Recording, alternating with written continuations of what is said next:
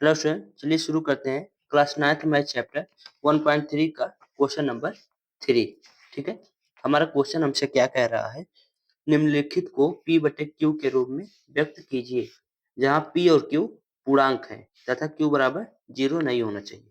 ठीक है, तो पूर्णांक आपके क्या होते हैं, 0, 1, 2, 3, 4, ये सभी आपके पूर्णांक होते हैं। ठीक है, तो चलिए हम अपने क्वेश्चन को हल कर लेते हैं। हमारा पहला क्वेश्चन क्या दिया है, 0.6, यहाँ पर 6 पर आपका बार है। ठीक है, 6 पर आपका बार है, इसका मतलब क्या हुआ कि माना इसको पहले हम x मान लेते हैं। माना x बराबर 0.6 पर बार का मतलब क्या होता है, 6 बार बार आता है। ठीक है, इस प्रकार 6 बार बार आता है। तो आपको क्या कह रहा है कि इसे P बटे Q के रूप में व्यक्त करिए। ठीक है, हमें इसको पूर्णांक के रूप में व्यक्त करना है। तो इसमें से पूर्णांक कौन होगा, 6 होगा। एक संख्या हम क्या करेंगे, इधर लाएंगे। ठीक है, तो देखिए पूर्णांक हमें बनाने के लिए, तो देखिए यहाँ पर क्या करना होगा, हमें हम दोनों तरफ 10 से गुणा करेंगे। ठीक है, तो यहाँ पर 10 से जब गुणा करेंगे तो हमारे ये 10 ही x हो जाएगा, ये बराबर। ठीक है, इसमें 10 से जब गुणा करेंगे हम तो ये कितना हो जाएगा, एक 6 इधर आ जाएगा दशमलव के इस साइड। ठीक है, तो हमारा यहाँ पर कितना बचेगा, 6 6 6 6, इस प्रकार आगे भी। ठीक है ना, इस प्रकार आगे भी। और इसको हम क्या करेंगे, इसको समीकरण 1 मान लेते हैं, इसको समीकरण 2 मान लेते हैं। ठीक है, यहाँ तक समझ में आया। हमें बस एक ही बात ध्यान रखना है कि दशमलव के इस साइड दाहिने साइड हमारी सभी संख्याएं समान होनी चाहिए। जैसे इस प्रकार देखिए, यहाँ केवल 6 6 6 है, यहाँ पर 6 6 6 है। ठीक है ना, अब हम इसके आगे क्या करेंगे, समीकरण 2 से समीकरण 1 को घटाने पर, अब हम समीकरण 1 से समीकरण 2 को घटाएंगे। तो देखिए यहाँ 10x है समीकरण 2 में, तो इस साइड का इस साइड घटाएंगे, इस साइड का इस साइड घटाएंगे, तो 10x माइनस x हो जाएगा। बीच में बराबर है तो बराबर लगा देंगे।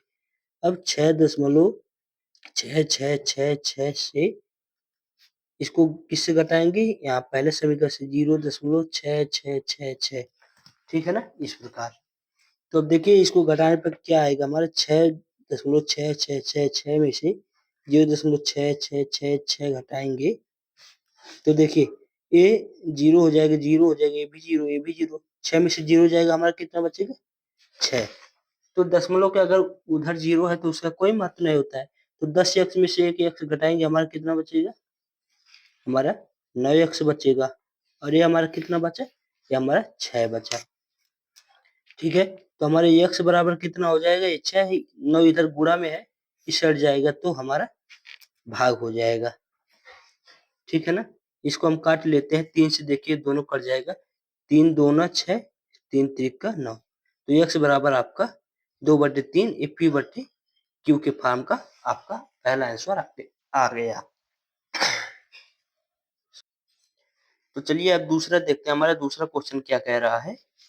दूसरा हमसे कह रहा है कि 0.47 पर बार।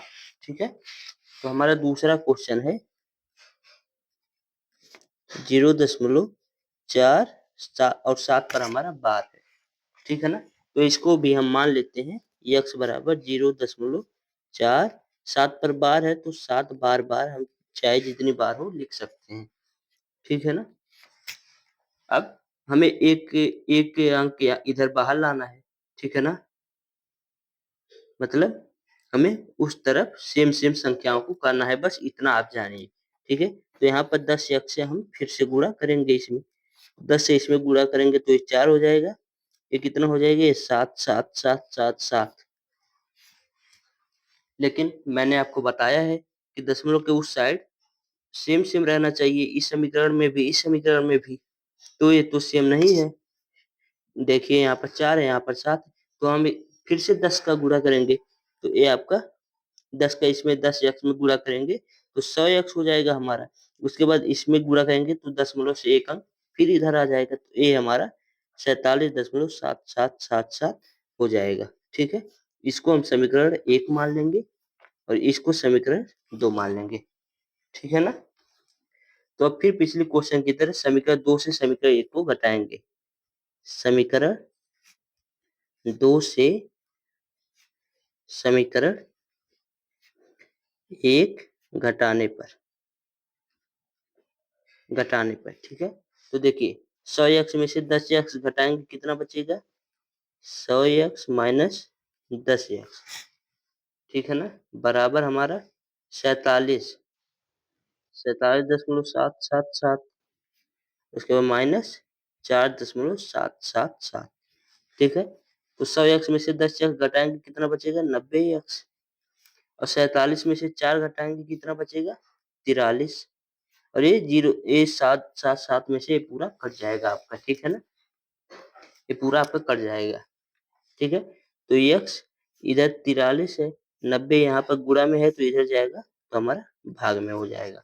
तो ये आपका 43/90 आंसर आ गया दूसरे क्वेश्चन का। ठीक है, तो चलिए अब हम तीसरा क्वेश्चन देखते हैं। हमारा तीसरा क्या कह रहा है? हमारा तीसरा दिया है 0.001 और तीनों पर हमारा बार है। ठीक है ना, तीनों पर हमारा बार है। तो इसको भी हम मान लेते हैं x बराबर 0.001। तो तीनों पर बार है तो फिर से आएगा यही, यही आता चला जाएगा। ठीक है ना, तो अब देखिए हमें क्या करना है। हमें कुछ ऐसा करना है कि ये संख्या और अगले समीकरण में जो संख्या हो बराबर हो जाए। अगर हम इसमें 1000 से गुणा करते हैं तो देखिए ये तीनों संख्याएं बाहर आ जाएंगी और फिर वही संख्याएं बच जाएंगी 001 001 फिर से। तो हम 1000 से इसमें गुणा करेंगे तो x में 1000 से गुणा करेंगे तो हमारा 1000 x आ जाएगा। यहाँ पर 3 जीरो है तो एक बाहर हमारा आ जाएगा।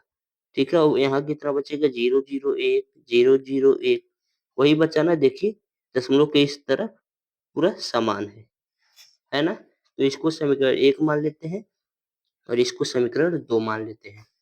तो समीकरण 1 से समीकरण 2 से समीकरण 1 को 1 घटाने पर, ठीक है, 1 घटाने पर 1000 x में से x घटाएंगे कितना बचेगा? 999 x। ठीक है, और देखिए यहाँ पर इसमें से इसको घटाएंगे तो ये सब खत्म हो जाएगा, केवल 1 बचेगा। 1 तो x यहाँ पर 999 गुणा में है तो उस साइड जाएगा तो भाग में हो जाएगा 1/999। ये आपका आंसर आ गया। आई होप क्वेश्चन आपको अच्छे तरीके से समझ में आया है। अगर कुछ पूछना चाहते हैं आप तो कमेंट में जरूर बताइएगा और हमारे चैनल को सब्सक्राइब करके दोस्तों में भी शेयर कर दीजिए। Thank you so much for watching.